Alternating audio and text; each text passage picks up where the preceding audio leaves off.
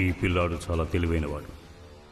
ఒకవేళ ఇప్పుడు వాదించానంటే నేను ఇరకాటంలో పడతాను. చివరికి వీడు అందరి ముందు నన్ను అపరాధిగా నిరూపిస్తాడు. ఒక అద్భుతమైన ఘటన జరిగింది. మీరందరూ ఆ ఈశ్వరుడి లీలను అర్థం చేసుకోలేకపోయారు. ఇప్పుడు మనందరం ఆవేశాన్ని అదుపులో పెట్టుకోవటం గురించి మాట్లాడుతున్నాం. మేము ఒప్పుకుంటాం, మీ కోపము సహజమే. ఎందుకంటే వీళ్ళందరూ మీ స్వామీజీ మీద దాడి చేశారు. కానీ ఇది కూడా నిజమే. ఏదైతే ఈ భీమ్రావు చెప్పాడో అది. ఇక ఇది నిజమే. పురంజన్ విషయంలో మీరందరూ ఏదైతే చేశారో దానికి ఈ చిన్న జాతి వాళ్ల ప్రతిచర్య ఇది. అందుకని ఇరుపక్షాల వారికి తగిన కారణాలున్నాయి. ఇక ఎక్కడైతే ఇరుపక్షాల వైపు న్యాయం ఉంటుందో అక్కడ క్షమించటమే ఉత్తమోత్తమం. పురంజన్, వెళ్ళు. ఇక మేము నిన్ను క్షమిస్తున్నాము.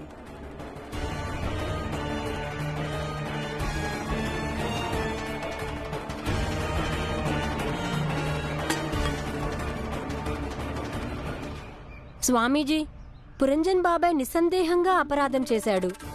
కానీ ఈయన అపరాధాన్ని అడ్డం పెట్టుకొని మీరు వీళ్ళందరి అపరాధాన్ని కప్పిపెట్టడం సరికాదు.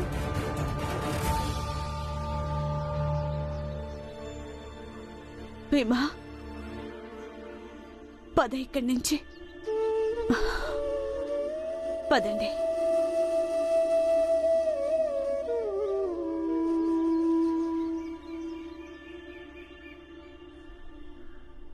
చూడు ఆశిష్ బాబాయ్, నువ్వు మా అమ్మ నగలు తిరిగిచ్చేదాకా మా పోరాటం కొనసాగుతూనే ఉంటుంది.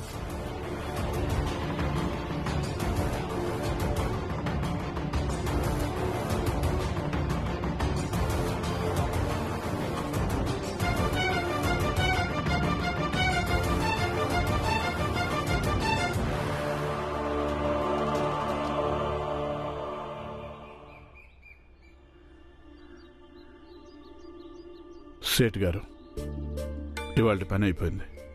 నేను ఇంటికి వెళ్తాను. మీ ఇల్లు చాలా దూరం. రోజు రావటం, రోజు వెళ్ళటం. ఇక్కడ సంపాదించిన కాస్త డబ్బు నీ ఖర్చులకే సరిపోతుంది. అవును సేట్ గారు, కానీ ఈ రోజు ఇంటికి వెళ్ళటం చాలా అవసరం. సరే వెళ్ళు, నీ ఇష్టం.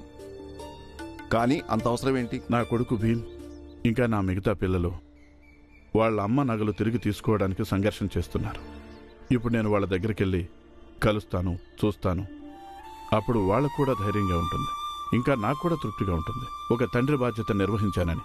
నీలాంటి మనిషిని నేను నా జీవితం మొత్తంలో చూడలేదు. నీకు నీ పిల్లల పట్ల ఇంత విపరీతమైన శ్రద్ధ, ఇంకా దిగులు. సరే వెళ్ళు, కానీ ఒక మాట చెప్పరా రామ్జీ? చెప్పండి. ఈ లోకం మొత్తంలో నువ్వు ఒక్కడవే తండ్రివి కాదు, ఇంకా భీమరావు ఒక్కడే కొడుకు కాదు. సేట్ గారు, అసమర్థ పుత్రులు 100 మంది ఉన్నా సమర్థుడైన పుత్రుడు ఒక్కడుంటే చాలు. నా కొడుకు భీమే నాకు లక్షల సంపద. నేను ఆ సంపదని కాపాడుకుంటున్నాను.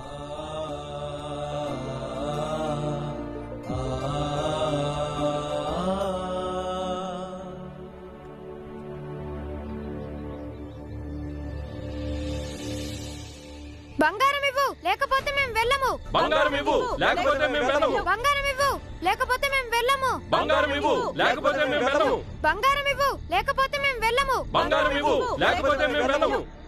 అరే, వాళ్ళ నగలు తిరిగి ఇచ్చేయచ్చుగా మీరు. నాకు విషయం అర్థం కావడం లేదు. నువ్వు ఎందుకు కల్పించుకుంటున్నావు ఇందులో? ఎందుకంటే నేను సిగ్గుతో చచ్చిపోతున్నాను. వాళ్ళందరూ ఇలా పొద్దుటి నుంచి రాత్రి దాకా ఇంటి ముందు నుంచునే అరుస్తూ ఉంటే. అరుచుకుంటే అరుచుకో, నువ్వు అలసిపోతే వాళ్లే పోతారు. కానీ ఇది చాలా తప్పు. అందుకే మనకి ఇప్పటిదాకా పిల్లలే పుట్టలేదు. మీ దురాశ ఏ స్థాయికి దిగజారిందంటే భగవంతుడు కూడా మనకి సంతోషం ఇవ్వడానికి ఇష్టపడట్లేదు. బోవే, నోరు మూసుకొని పడుండు. ఒక విషయాన్ని ఇంకో విషయంతో ముడిపెట్టకు. బంగారం ఇవ్వు, లేకపోతే మేము వెళ్ళము. బంగారం ఇవ్వు, లేకపోతే మేము వెళ్ళము. బంగారం ఇవ్వు, లేకపోతే మేము వెళ్ళము. బంగారం ఇవ్వు, లేకపోతే మేము వెళ్ళము. బంగారం ఇవ్వు, లేకపోతే మేము వెళ్ళము. బంగారం ఇవ్వు, లేకపోతే మేము వెళ్ళము.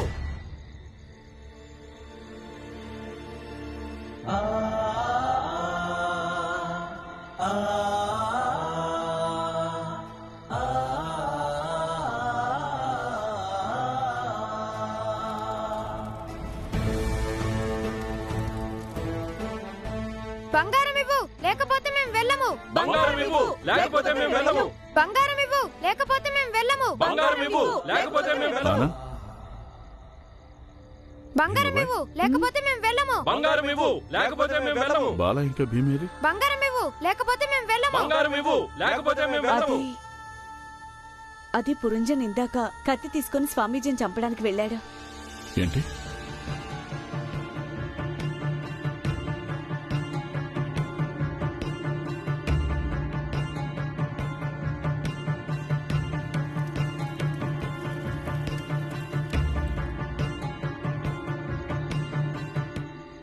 బాలాన్నయ్య, నీ చెయ్యివ్వు.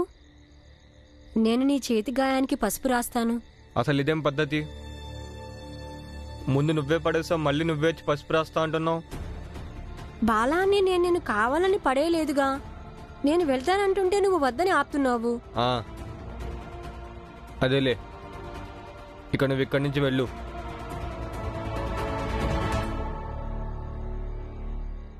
నీకే చెప్పేది, వెళ్ళి ఇక్కడి నుంచి. వెళ్తావా లేదా? బాలా,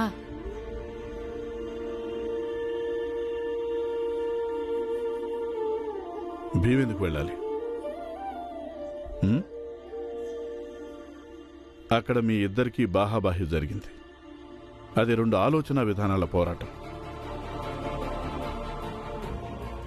ఇక ఇప్పుడు భీమ్ నీ కోసం పసుపు తీసుకొని వచ్చాడు. ఇది ఒక సోదర ప్రేమ.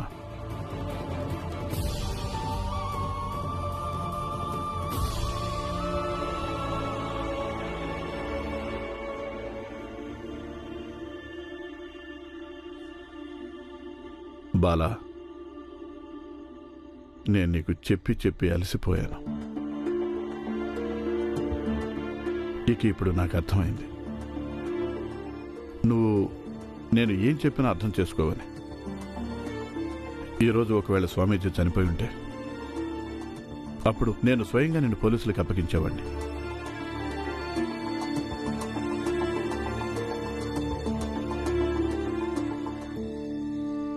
చూడు, ఒకవేళ ఎవరితోనైనా సిద్ధాంతపరమైన విభేదాలుంటే ఆ విభేదాలు చూపించే చోటు వేరు. అలాగే బంధాలు ప్రేమల స్థానం వేరు. రెండింటినీ కలిపి చూస్తే ఏ బాధ్యతకి పూర్తి న్యాయం చేయలేవు. ఇప్పుడు ఇది అర్థం చేసుకుంటే చేసుకో, లేకపోతే నీ ఇష్టం బాలా.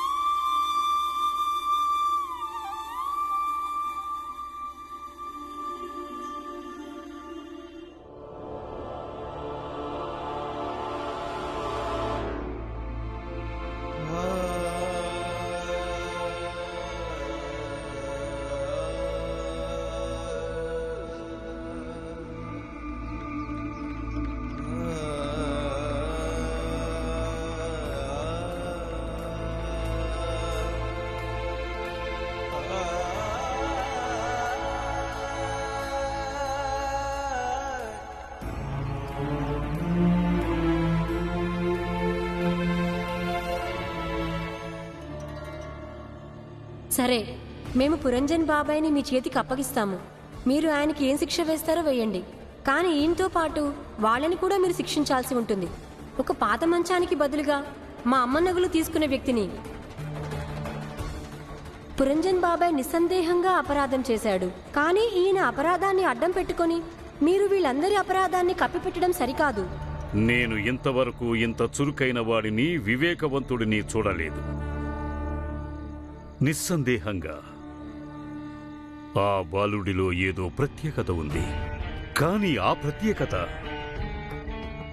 ఆ జాతి బాలుడిలో ఉంది, మా జాతి పిల్లల్లో లేదు.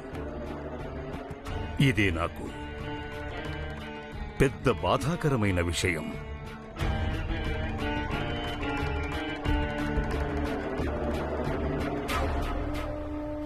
వాడి తర్కాలకి జవాబు మా జాతి వాళ్ళ దగ్గర లేదు. అందుకే మాకు భయంగా ఉంది. ఎక్కడ మెల్లగా వాడి తర్కం శక్తిమంతంగా మారుతుందోనని. అలాగే మా మౌనం మమ్మల్నెక్కడ బలహీనంగా మారుస్తుందోనని. ఒక ధర్మగురువుని అయిన కారణంగా మా మనుషుల కోసం, మా ధర్మాన్ని రక్షించటం కోసం నేను ఏదో ఒకటి చేసి తీరాలి. కానీ ఏం చేయాలి?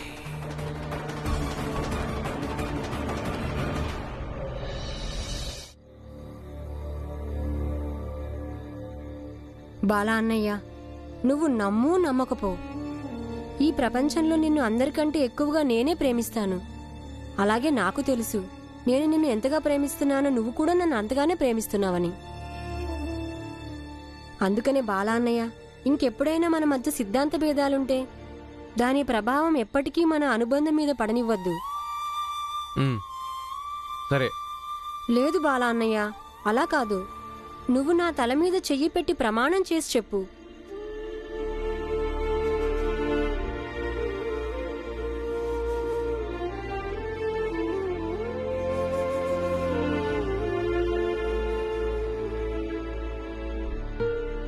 నేను నీ తల మీద చేయి పెట్టి ప్రమాణం చేస్తున్నాను.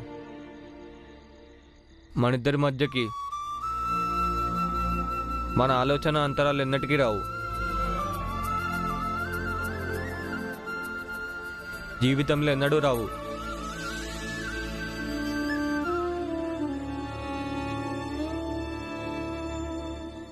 అన్నయ్య, నా కారణంగా వదిన ఇంకా పిల్లలు ఇంత చలిలో మన నగల కోసం పోరాడుతున్నారు. మంజుల ఏమో ఇక్కడ నాకు సేవలు చేస్తోంది. నాకు చాలా బాధగా ఉందన్నయ్య. ఇది మంజుల అదృష్టం. సేవ చేసుకునే అవకాశం దొరికింది. అన్నట్టు నాకు గుర్తు చేసి మంచి పని చేశావు. భోజనంతో పాటు దుప్పట్లు కూడా తీసుకెళ్ళాలి. సరేనన్నా, నేను నీకోసం భోజనం వడ్డిస్తాను. అలాగే అమ్మ వాళ్ళకు కూడా కట్టిస్తాను. వద్దు మంజుల, నువ్వు అందరి కోసం భోజనం కట్టివు. మేము అందరం అక్కడ కలిసి తింటాం. నేను దుప్పట్లు తీసుకొస్తాను.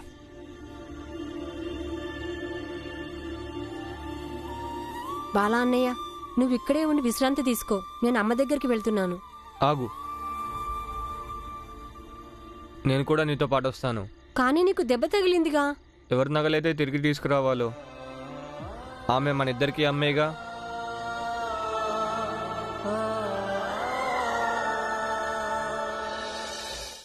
కానీ నీకు నొప్పిగా ఉండొచ్చుగా. ఏం పర్వాలేదు, ఒక గిన్నెలో పసుపు తీసుకొని రా. ఎప్పుడు నొప్పి అనిపిస్తే అప్పుడు నువ్వు రాద్దు గాని.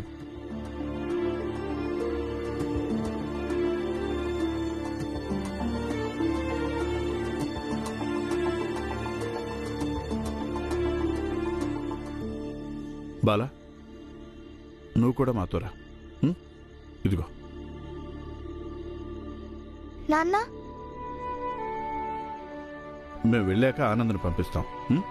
చూడు, తలుపులు కిటికీలు జాగ్రత్తగా మూసుకోవాలి. మత్తు నిద్రపోవద్దు. అతన్ని జాగ్రత్తగా కనిపెట్టుకోనుండు. మీరందరూ కూడా జాగ్రత్తగా ఉండండి అన్నయ్య. పదండి. బంగారం ఇవ్వు, లేకపోతే మేము వెళ్ళము. బంగారం ఇవ్వు, లేకపోతే మేము వెళ్ళము. ఇప్పుడు రాత్రి అంతా మీరు ఎలాగ అరుస్తూ ఉంటారా? అరే, మీరు నిద్రపోకపోతే పోకండి, మమ్మల్ని అయినా నిద్రపోనివ్వండి. మీరు నిద్రపోవాలంటే వెళ్ళి ఆశీష్ బాబాయ్తో చెప్పండి మా బంగారం ఇచ్చేమని. అప్పుడు మేము వెళ్ళిపోతాము. పదండి, వెళ్ళి ఆశిష్తో చెప్దాం వీళ్ళ బంగారం ఇచ్చేయమని. లేకపోతే వీళ్ళందరూ ఇలాగే అరుస్తూ ఉంటారు. పదండి పదండి.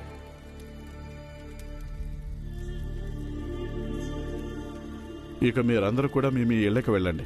ఇక్కడ రాత్రంతా మేల్కోవాల్సి వస్తుంది. రామ్జీ అన్న, మేమందరం తినేసి వచ్చాం. నువ్వేమీ ఇబ్బంది పడద్దు. నీ మీద అనుమానం పడి ఒకసారి మేమందరం నీకు వ్యతిరేకం అయ్యాం. కానీ ఇప్పుడు మేము నీ వెంటే ఉంటాం. ఇక ఎప్పటికీ నీ వెంటే ఉంటాం. మీరందరూ భోజనం చేయండి, ఇక్కడ మేమున్నాంగా. అవును రామ్జీ అన్న, మీరెళ్ళి భోజనం చేయండి, మేమందరం ఇక్కడే ఉంటాం. వెళ్ళండి అన్న. పదండి. బంగారం ఇవ్వు, లేకపోతే మేము వెళ్ళాం. బంగారం ఇవ్వు, లేకపోతే మేము వెళ్ళాం. బంగారం ఇవ్వు, లేకపోతే మేము వెళ్ళాం. బంగారం ఇవ్వు, లేకపోతే మేము వెళ్ళాం. ఏయ్ నిలబడు, నిలబడు. ఓ మంచి పెళ్ళంలాగా నోరు మూసుకొని నిలబడుండు. ఒంట్లో కాస్త నలతగా ఉంది. చచ్చినా పర్వాలేదు, అలాగే నిలబడుండు.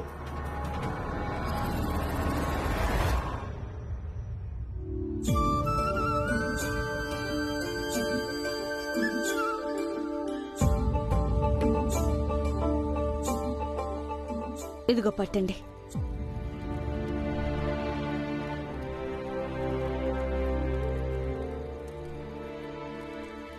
మీరు తినండి.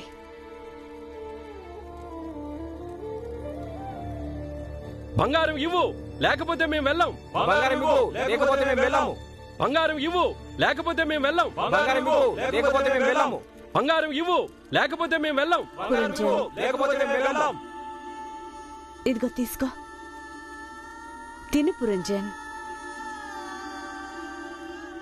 హే ఆశీష్, వాళ్ళని ఇంటి బయట నిలబడి అరుస్తున్నారు, వాళ్ళనేం చెయ్యవా నువ్వు? అరే వాళ్ళందరూ పగలు రాత్రి ఇలా అరుస్తూ ఉంటే మేము భరించలేకపోతున్నాం. వాళ్ళ నోళ్ళు వాళ్ళ ఓపిక, అరుచుకోనివ్వు, నేనేం చేస్తాను? అరే వాళ్ళ బంగారం వాళ్ళకి ఇచ్చేచ్చుగా. బంగారం ఇచ్చేయాలా? అవును. నేనివ్వను. ఏం చేసుకుంటారు చేసుకోనివ్వు. అరే ఇవ్వు, ఇవ్వకపో, కానీ వీళ్ళ గోల మాత్రం ఇక మేము భరించలేం. బంగారం ఇవ్వు, చూడు, రేపు పొద్దున కల్లా వీళ్ళ ఇక్కడి నుంచి వెళ్ళిపోవాలి, తెలిసిందా? మేం వెళ్ళము. నగలివ్వకపోతే మేం కదలం. రేపు సాయంత్రానికల్లా వీళ్ళందరూ వెళ్ళిపోతారు. ఇక మీరు కూడా దయచేయండి, వెళ్ళండి. బంగారం ఇవ్వు, లేకపోతే మేము వెళ్ళాం. బంగారం ఇవ్వు, లేకపోతే మేము వెళ్ళాము. బంగారం ఇవ్వు, లేకపోతే మేము వెళ్ళాం. బంగారం ఇవ్వు, లేకపోతే మేము వెళ్ళాము. బంగారం ఇవ్వు, లేకపోతే మేము వెళ్ళాం. బంగారం ఇవ్వు, లేకపోతే మేము వెళ్ళాము. బంగారం ఇవ్వు, లేకపోతే మేము వెళ్ళాం. బంగారం ఇవ్వు, లేకపోతే మేము వెళ్ళాము. బంగారం ఇవ్వు, లేకపోతే మేము వెళ్ళాం. బంగారం ఇవ్వు, లేకపోతే మేము వెళ్ళాము. బంగారం ఇవ్వు, బంగారం ఇవ్వు, లేకపోతే మేము వెళ్ళాము. బంగారం ఇవ్వు, లేకపోతే మేము వెళ్ళాం. బంగారం ఇవ్వు, లేకపోతే మేము వెళ్ళాము. మెల్లగా మెల్లగా. అమ్మా,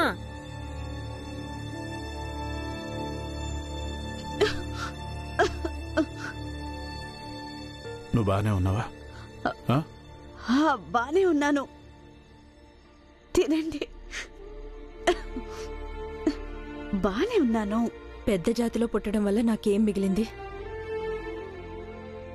భర్త తిట్లు తప్ప రోజూ బాగా తాగి పడుకుంటాడు. భీమాబాయ్, అరే తిను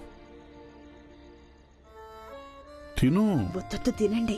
అరే తిను, ఎందుకు సిగ్గుపడుతున్నా? తినండి. ఎంతకాలం అయిపోయిందో ఇద్దరం ఆనందంగా కలిసి కూర్చుని తిని. వీళ్ళు చిన్న జాతి వాళ్ళైతే ఏంటి, అందరూ ఎంతో ప్రేమగా ఉన్నారు.